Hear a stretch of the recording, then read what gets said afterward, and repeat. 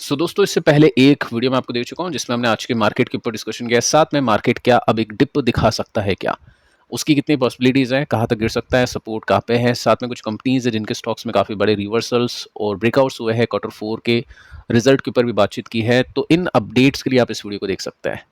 अब दोस्तों बात करते हैं कुछ ऐसी कंपनीज को लेकर जिनके स्टॉक्स में आज के दिन काफ़ी बड़ी गिरावट हो चुकी है। तो सेलिंग के पीछे का रीज़न क्या है, साथ में टेक्निकल्स में क्या सिचुएशन है, उसको देखते हैं। प्लस दोस्तों एक मोस्ट वांटेड कंपनी है कमेंट सेक्शन में जिसका नाम है PGEL यानी PG इलेक्ट्रोप्लास्ट। इसको लेकर कुछ क्वेश्चन आ रहे हैं कि क्यों Q4 के अच्छे रिजल्ट्स के बाद भी स्टॉक गिरता जा रहा है, उसके ऊपर भी हम डिटेल में चर्चा करने वाले हैं। तो स्टार्ट करते हैं पहली कंपनी से जिसका नाम है प्रोटीन।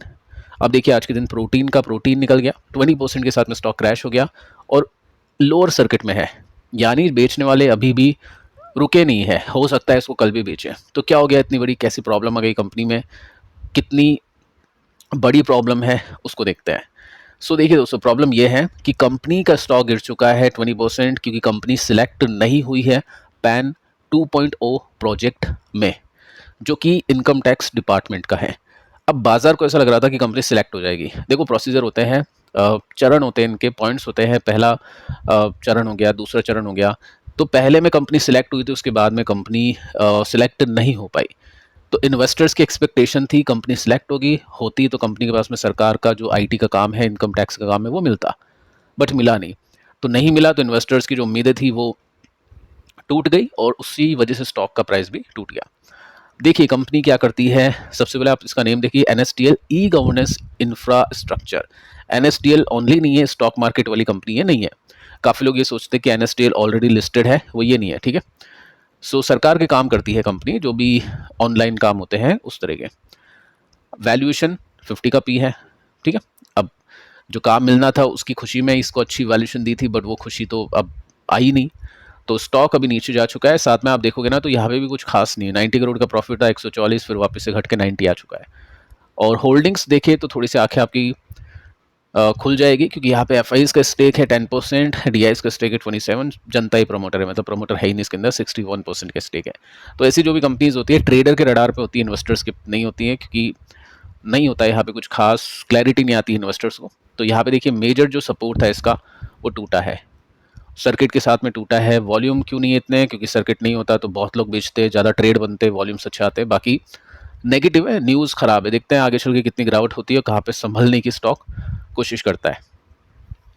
नेक्स्ट कंपनी पारस डिफेंस, 5% का क्रैश।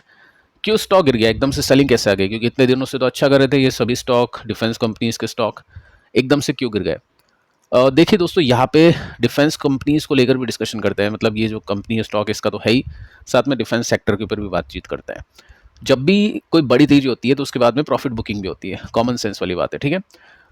पॉइंट ये बनता है कि वो क्या एक प्रॉफिट बुकिंग है या वो एक नई गिरावट की शुरुआत है। क्योंकि जब भी स्टॉक में बेयर मार्केट आता है, बेयर रन आता है, मतलब या फिर 20% का करेक्शन होता है, 30 का होता है, या फिर 5% का करेक्शन होता है, तो शुरुआत तो कैसे होगी, स्टॉक गिरेगा तो सही। तो उसको आपने देखना है कि किस तरह से स्टॉक अभी परफॉर्म कर रहा है।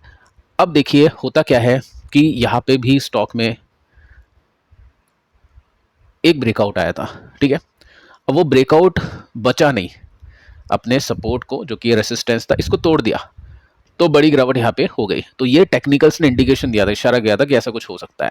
अब क्या है, ब्रेकआउट किया है यहाँ पे, अगर ये लेवल संभलता है, बचता है, ठीक है। अगर ये लेवल टूटता है तो यहाँ पे लोग एग्जिट करेंगे। मैं ऐसे नहीं कह रहा हूँ कि आपको खरीदना है या बेचना है, एग्जिट करना है, ऐसा कुछ नहीं। वीडियो को देखकर दोस्तों कुछ मत करना, स्टॉक लेना बेचना मत, जस्ट मैं आपको सिखा रहा हूँ कि यहाँ पे किस तरह से चीज़ों को देखते हैं न्यूज़ और टेक्निकल्स के हिसाब से। अब देखो होता क्या है, काफ़ी लोगों ने तो आज एग्जिट किया। इतनी बड़ी जो बिकवाली होती है ये क्या है, किसी ने बेचा है, एफआईज दिया इसने। तो अब टेक्निकल्स में लोग सोचेंगे, ट्रेडर की बात ये ओनली, तो ट्रेडर सोचेगा जैसे इसका मोमेंटम ब्रेक होता है एग्जिट करना है, प्रॉफिट बुकिंग करनी। काफ़ी सारे क्वेश्चन आते हैं प्रॉफिट बुकिंग के, तरीके और भी हैं। मान लो एग्जाम्पल, किसी ने 1,000 रुपीज़ पर इसको खरीदा, 1250 पहुंचा, 1500 पहुंचा, 1700 पहुंच गया। अब वो व्यक्ति क्या करेगा, वो 1500 रुपीज़ का एक प्रॉफिट का स्टॉप लगा देगा कि अगर 1500 रुपीज़ को तोड़ देता है तो मैं अपना प्रॉफिट लेके आउट हो जाऊंगा। अगर मान लो नहीं तोड़ता है, स्टॉक 2000 चल जाता है, तो वो 1750 का लगा देगा। कि 1750 तोड़ेगा तो मैं आउट हो जाऊंगा। जैसे मान लो 1000 का स्टॉक 1250 पहुंचा, 1500 पहुंचा, तो उसमें मन में लगा दिया कि 1250 तोड़ेगा तो मैं आउट हो जाऊंगा, नहीं हुआ तो स्टॉक चल गया। तो ऐसे करके आपके प्रॉफिट भी बढ़ते हैं, स्टॉप लॉस पे आपका ट्रेल होता रहता है। ये एक स्ट्रेटेजी होती है जिसको ट्रेल स्टॉप लॉस बोलते हैं। अब देखो आगे चल के देखते हैं एक्सपर्ट्स क्या कहते हैं, क्या इसको बाय करना चाहिए, मतलब जो भी डिफेंस कंपनीज है, sorry time to book profit यानी अपने प्रॉफिट को बुक करना चाहिए या फिर नहीं, इसको देखते हैं। देखो स्टॉक एनालिस्ट बोलता है कि सेक्टर रोटेशन तो है, जो अभी हम डिस्कस कर चुके हैं कि सेक्टर रोटेशन है, ठीक है।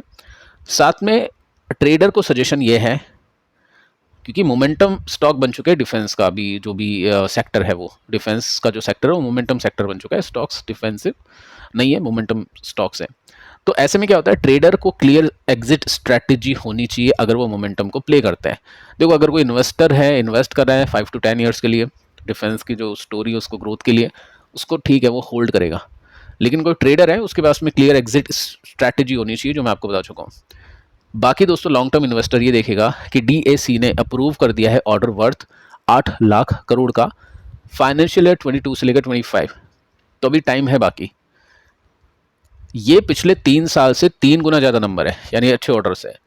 इसका मतलब ये है कि अभी भी एक्सपेक्ट कर सकते हैं कि बड़े ऑर्डर्स आ सकते हैं, सिग्निफिकेंट ऑर्डर आ सकते हैं 26-27 में डिफेंस शिपयार्ड वाली कंपनीज में, जैसे मस्टॉक है, कोचिन, ये कंपनीज अच्छा कर रही है। तो लॉन्ग टर्म इन्वेस्टर तो सोचेगा ठीक है, लेकिन जो ट्रेडर है ना वो एग्जिट स्ट्रैटेजी बना के चलेगा। कमेंट करके बता सकते हैं कि आप ट्रेडर है डिफेंस में या फिर इन्वेस्टर, ठीक है। अब जैसे यहाँ पे हम इंडेक्स को देखते हैं, ये डिफेंस का इंडेक्स है, फंड है, ठीक है। ऐसा कुछ नहीं कि कुछ कॉल है आपको लेना है बेचना है, जस्ट मैं आपको बता रहा हूँ कि इंडेक्स भी है अवेलेबल खरीदने के लिए, जिसमें इन्वेस्टर्स करते हैं इन्वेस्ट। एक महीने में 23% ऊपर। अब जिसको नहीं समझ में आ रहा है कौन सा स्टॉक ले, वो इंडेक्स ले लेता है। अगर मैं आपको बताऊं कि बॉटम से कितना रिकवर कर चुका है, तो 61% ऊपर जा चुका है। तो ये तेजी खेली होगी मोमेंटम प्लेयर्स ने। क्वेश्चन ये बनता है कि ये क्या कंटिन्यू चलेगी या फिर नहीं, वो दोस्तों पता चलेगा कुछ दिनों में। अगर रेसिस्टेंस जो सपोर्ट बन चुका है वो टूटता है तो समझ लेना कि डिफिकल्ट है, नहीं टूटता है तो हाँ ये जो रनअप है ये लंबा चल सकता है। नेक्स्ट जो कंपनी है क्रेडिट एक्सिस ग्रामीण बैंक, 7% की गिरावट है इसमें। सो यहाँ पे हुआ क्या है, कंपनी के Q4 के रिजल्ट आए, प्रॉफिट गिरा 88%, लेकिन QOQ बेसिस पे कंपनी का प्रॉफिट बढ़ गया। अब ऐसा हुआ तो बीकाजी के अंदर भी, बीकाजी का स्टॉक चला, गिरा नहीं, इसके अंदर भी यही हुआ, ठीक है। आज गिर गया बस क्योंकि आज एक न्यूज़ आती है जिसमें एक रेटिंग एजेंसी या ब्रोकर ने बोला है कि 42% ये स्टॉक गिरना चाहिए, इसके अंदर इतना पोटेंशियल है गिरने का, ठीक है। अब है या नहीं है वो देखते हैं। 17,000 करोड़ का मार्केट कैप, 33 का पी, तो 33 का पी है, मतलब सस्ता तो है नहीं। अगर मुझे 30-35 के पी पर बजाज फाइनेंस मिलेगा, चोला फाइनेंस मिलेगा, तो मैं इसको क्यों खरीदूंगा, ऑब्वियस है, ठीक है। तो ये एक रीज़न है इसमें क्यों खरीदूंगा इसको, नहीं मैं, उसके पीछे का रीज़न ये है, कंपनी को नुकसान हुआ था 100 करोड़ का, उसके बाद में अभी कंपनी ने रिकवरी दिखाई है, तो जो लॉस है वो प्रॉफिट में कन्वर्ट हो रहा है। 50 का है, हो सकता है अगले क्वार्टर में 60-70 का हो, तो पहले तो इसका लॉस कवर होगा, उसके बाद में नए प्रॉफिट्स आएंगे। बजाज फाइनेंस के पास में पहले से ही नए प्रॉफिट है, ऐसा नहीं है कि इसको बेचना है वो खरीदना है, ऐसा कुछ कॉल वगैरह कुछ नहीं है, जस्ट मैं आपको सिखा रहा हूँ। सेकंड पॉइंट, एनपीए, जिसकी वजह से लॉसेज हो जाते हैं, यानी ऐसे लोन्स जो डूब जाते हैं, नॉन परफॉर्मिंग एसेट्स, आप देखोगे तो इसका कितना है, बढ़ रहा है इसका 1.5%, 2.5%, 4%, 5% के आसपास। बहुत खराब है एनबीएफसी के लिए, इन्वेस्टर्स के लिए बोल रहा हूँ। ट्रेडर तो चलो ठीक है, वो टेक्निकल्स के हिसाब से देखेगा। प्रॉफिट भी आप देखोगे तो बड़ा अब गिरा है, अब ये रिकवर करेगा धीरे धीरे, तो उसमें टाइम लग सकता है। होल्डिंग के स्ट्रक्चर को देखें तो चलो एफ ने इसमें लिया है, लग रहा होगा उनको कि यहाँ पे कुछ हो सकता है, डीएस ने बेचा है। सो आपको क्या लग रहा है, आप चाहे तो कमेंट कर सकते हैं। बाकी स्टॉक एक स्विंग पैटर्न तो बना रहा है, ये स्विंग बना, ये बना, यहाँ पे बना, लेट्स सी ये बनता है या नहीं बनता है, काफ़ी बड़ा स्विंग है और नंबर्स देख लिए इन्वेस्टर्स ने कैसे हैं, ओके नंबर्स हैं।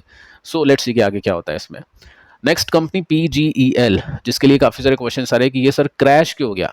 देखो 2% के साथ में गिरा है, और जब कमेंट आ रहे थे जब तो क्रैश भी नहीं हुआ था, ठीक है। तो आगे चल के देखते हैं। देखो पहले मैं आपको टेक्निकल्स बताना चाहूँगा ताकि समझ में आए अच्छे से। ये स्टॉक ने इतनी अच्छी तेज़ी दी है यहाँ पे, एक बार ये गिरा, इसको क्रैश बोल सकते हैं क्योंकि 30-40% का डिप था यहाँ पे, फिर एक रिवर्सल हुआ, बातचीत की थी, उसके बाद में बड़ी तेज़ी बनी। अभी ऐसे मार्केट में स्टॉक ने एक मेजर सपोर्ट को, जो कि असेंडिंग सपोर्ट है इसका, ऐसा भी नहीं है ये सपोर्ट है, बुलिश सपोर्ट है, इसको भी नहीं तोड़ा, कितनी बड़ी बात है। अगर मैं आपको थोड़ा-सा डिटेल में दिखाऊँ वीकली चार्ट में तो आप देख सकते हैं, ये सपोर्ट नहीं टूटा अभी तक। डे चार्ट में दिखा देता हूँ, इसमें आप देखोगे तो और अच्छे से समझ में आएगा। इस लाइन को ड्रॉ करें तो यहाँ पे सपोर्ट बैठ जाता है। अभी स्टॉक अपने सपोर्ट पे है, अगर ये गिरता है नेक्स्ट कुछ डेज में यहाँ से अच्छे वॉल्यूम के साथ में तो थोड़ा डरने की बात होगी, और नहीं गिरता है, यहाँ पे अटकता है तो ठीक है, कोई दिक्कत नहीं है। अब कोई स्टॉक इतना चल जाता है 20, 30, 40 गुना हो जाता है बहुत कम टाइम में, तो क्या होता है, स्टॉक में गिरावट तो होगी। लेकिन क्वेश्चन ये है कि इतने अच्छे रिजल्ट के बाद में जब प्रॉफिट 2x हो जाता है तो क्यों गिर रहा है, तो उसको देखते हैं दोस्तों, यहाँ पे आपको आएगा समझ में। सो आप नोट करोगे तो आपको दिखाई देगा सबसे पहले कि 6 दिन पहले एक न्यूज़ थी जिसमें प्रॉफिट डबल हो जाते हैं, स्टॉक अच्छा करता है। यहाँ पे देखिए 5 दिन पहले एक न्यूज़ आती है जिसमें कॉन कॉल होती है, इंटरव्यू आता है जिसमें मैनेजमेंट आउटलुक देता है मार्जिन्स का, कैपेक्स का। अब हुआ क्या है, 5 दिन पहले की न्यूज़ है, आप कैंडल को काउंट करोगे तो आपको दिखाई देगा 1, 2, 3, 4, 5, उसी के आसपास से स्टॉक फिसल रहा है। रिजल्ट के डे बढ़ा था, उसके बाद में गिरा है कंटिन्यूसली। यानी इन्वेस्टर्स को ये जो मैनेजमेंट की कॉन कॉल है, गाइडेंस है, ये समझ में नहीं आई या पसंद नहीं आई है। क्या इसके अंदर ऐसा, देखिए दोस्तों, यहाँ पे मैनेजमेंट ने बोला है कि हम आपको नेक्स्ट 3 ईयर्स के लिए 35% की ग्रोथ की आशंसा बोल सकते हैं, या फिर हम बोल सकते हैं आपको गारंटी तो नहीं बोलेंगे, लेकिन हाँ चलो हम एक्सपेक्टेशंस रखते हैं कि ऐसा कुछ हो सकता है 35%। अब देखिए हुआ क्या है, अभी का जो प्रॉफिट है वो 100% के साथ में बढ़ा है। रेवेन्यू की बात कर रहा हूँ, प्रॉफिट भी इंक्रीज हुआ है। अब किसी ने पूछा, जो भी मतलब इनसे बातचीत कर रहे थे, उन्होंने पूछा कि आपका जो प्रॉफिट है वो काफ़ी ज़्यादा वॉलेटाइल है। एक तो आपका जो प्रॉफिट है, अभी आपका जो रेवेन्यू बढ़ चुका है 100% के साथ में, या कुछ साल में बढ़ता है, पिछले साल में बढ़ा था 77% के साथ में, अब आप बोल रहे हो कि 30-35% के साथ में बढ़ेगा। मार्केट ने तो वैल्यूएशन दे रखी है 77% के साथ में, या जो भी मोर देन 50% के साथ में, आपने 30-35% बोला है, तो ये आपकी जो गाइडेंस है लोअर की हो गई, वो भी जब जब आप नई कैपेसिटीज़ लगा रहे हो, तो ये कैसे हो सकता है।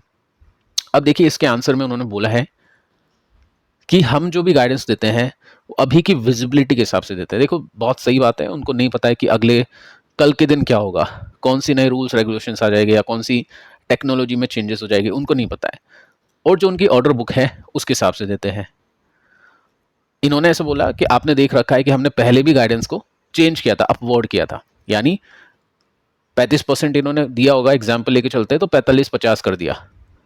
तो अभी का जो इनका काम है उसको देखते हुए 30-35% की गाइडेंस हम दे सकते हैं, बाकी देखते हैं आगे चल के क्या होगा। तो ये जो खबर है इन्वेस्टर्स को पसंद नहीं आई, इस वजह से दोस्तों स्टॉक नीचे आ रहा है। अब आपको ये समझना है, अगर कोई इन्वेस्टर है वो ये सोचेगा कि मैनेजमेंट ऐसा क्यों बोल रहा है, क्या वाकई में ग्रोथ कमा सकती है, क्या हो सकता है मैनेजमेंट गाइडेंस बढ़ा देगा आगे चल के।